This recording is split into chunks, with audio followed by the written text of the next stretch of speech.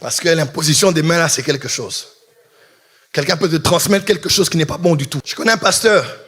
Il m'a dit, Dad, j'aime beaucoup le Seigneur et j'aime beaucoup ce Père, mais depuis qu'il a prié pour moi, j'ai des envies sexuelles que je n'arrive plus à contrôler. Je ne sais même pas pourquoi. Il a commencé à opérer dans les miracles de cet homme. Mais bizarrement, un trait du caractère s'est attaché à lui. Et sans qu'il le veuille, les impulsions sexuelles et le besoin d'assouvir ce besoin-là, à tout prix, a commencé à le saisir. Pourquoi? Imposition des mains.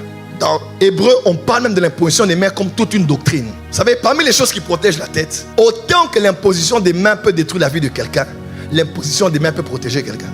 Parce que parmi les 4 étapes qui protègent la tête, l'imposition des mains en fait partie aussi. Il faut que quelqu'un mette la main sur toi. Quelle est la dernière fois que quelqu'un, une autorité ou ton autorité, a mis la main sur ta tête?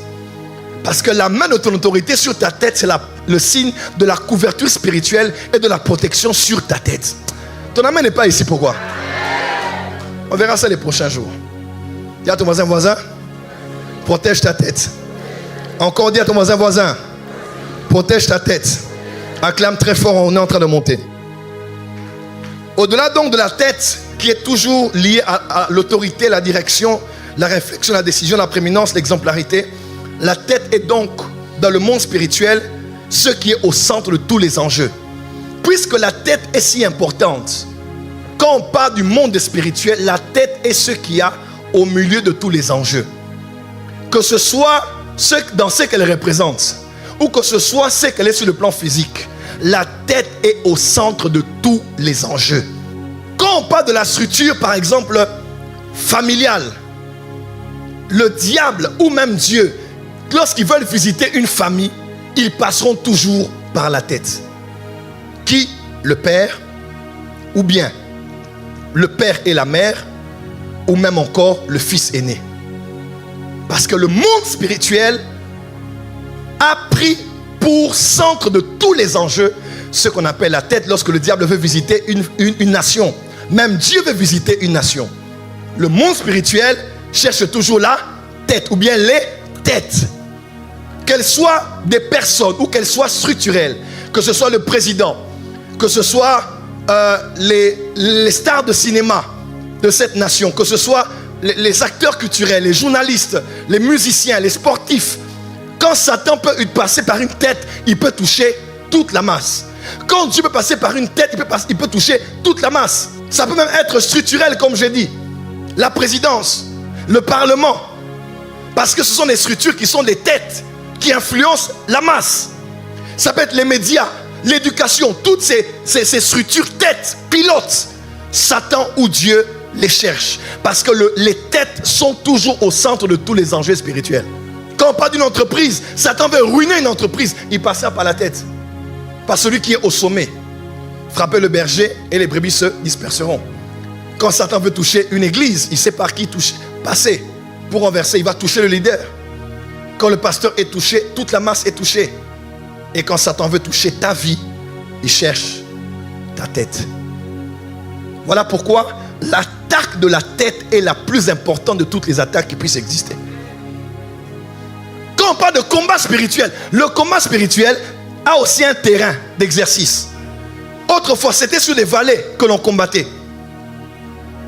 Aujourd'hui, la guerre a changé, n'est-ce pas? Il y a la guerre économique.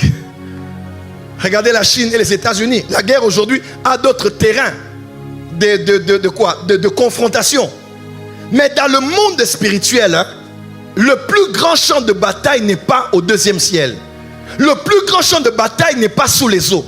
Le plus grand champ de bataille n'est pas dans votre village. Le plus grand champ de bataille est dans tes pensées. C'est ta tête qui est au centre de tous les enjeux du monde spirituel. Quand il veut toucher une nation, une entreprise, une famille, une génération, il cherche les têtes. Quand il veut toucher l'église de la francophonie, qu'est-ce qu'il sait? Il va faire que les gens puissent attaquer seulement les têtes. Quelqu'un me comprend? Attaquer les képhales, attaquer les têtes que Dieu a mis en avant. Et quand Satan veut t'avoir toi, il va commencer à se concentrer d'abord sur ta tête.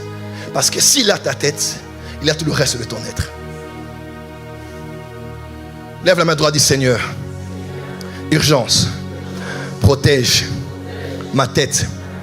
Je vous ai dit ici que, à l'image de Dieu qui annoncé comment la postérité de la femme allait vaincre celle du serpent. Il a dit, celle de la femme t'écrasera la tête. Genèse 3, verset 15. On a vu aussi dans l'histoire du panetier et de les chansons, ce niveau de sa tête, avant qu'il ne puisse mourir, qu'il a été touché. On a vu l'histoire de David, lorsque David avait ciblé Goliath, et même Goliath avait ciblé David, les deux avaient pris pour cible la tête de leur adversaire. Lorsque Saül a été tué, pour qu'on puisse humilier Israël, qu'est-ce qu'on a fait? On a pris sa tête. 1 Samuel 31, verset 9. Ils coupèrent la tête de Saül et l'enlevèrent ses armes. Ils prirent la tête. Pourquoi la tête? Parce que la tête était ce qui représentait tout l'homme. On peut couper le bras, on ne croira pas. On peut croire qu'il a juste été amputé. On peut couper la jambe, on ne croira pas qu'il est mort. On peut croire qu'il a juste été amputé. Mais une fois qu'on coupe la tête, pourquoi? L'homme peut survivre en ayant la tête, sans bras ni jambes. Il peut survivre. On a des gens comme ça. Il y a même un pasteur qui n'a ni bras ni jambes, mais qui survit juste parce qu'il a le tronc et il a la tête. Mais on ne peut pas survivre avec le contraire. Tu peux tout avoir, mais une fois qu'on enlève la tête, on enlève tout. Dis à ton voisin que Dieu protège ta tête. Dis à ton voisin que Dieu protège ta tête. Dis encore que Dieu protège ta tête. Lorsque l'arche a été emmené à Asdod, dans le temple de Dagon, pour que Dieu montre qu'il avait la prééminence sur Dagon, ils ont retrouvé Dagon qui était tombé, les bras de part et d'autre, et la tête qui avait été coupée et qui était à terre. Que la tête du serpent soit coupée. Tu n'as pas dit amen. S'il y a des réunions qui se font contre toi, ton mariage et ton ministère, ta santé et ton foyer, j'attaque maintenant celui qui est à la tête de cette réunion-là. Que les gens qui sont aux têtes de ces réunions puissent tomber. Que la puissance de Dieu puisse les foudroyer. Dis avec moi fire. Dis encore fire. Le fils de cette femme qui voulait mourir, avant qu'il ne meure, il a crié ma tête, ma tête. Lorsque Élie a saisi les prophètes de Baal et d'Astarté, il les a égorgés, il les a coupés la tête. Jézabel avait pris la décision de retirer la tête d'Élie de son corps. Promesse qui a été réalisée quand l'esprit d'Élie était venu sur Jean-Baptiste par la demande de cette femme qui a demandé la tête de Jean le Baptiste. Lorsque Jonas était tombé à terre, étourdi, il était tombé parce que Dieu voulait le faire tomber pour l'enseigner qu'il avait compassion des 120 000 Ninévites. Mais Dieu est passé par quoi pour faire tomber son corps? En exposant sa tête. Jonas 4, verset 8. Au lever du soleil, Dieu fit souffler un vent chaud d'Orient. Et le soleil frappa la tête de Jonas.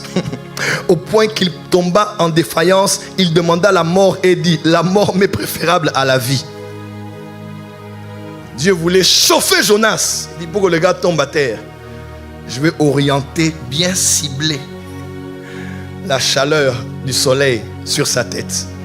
Quand la tête a été touchée, il a préféré la mort à la vie.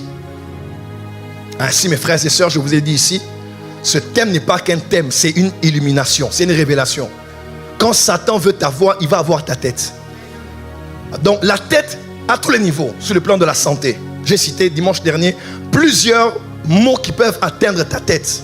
Et j'ai béni Dieu pour le témoignage qu'on a eu. On attend la confirmation des médecins.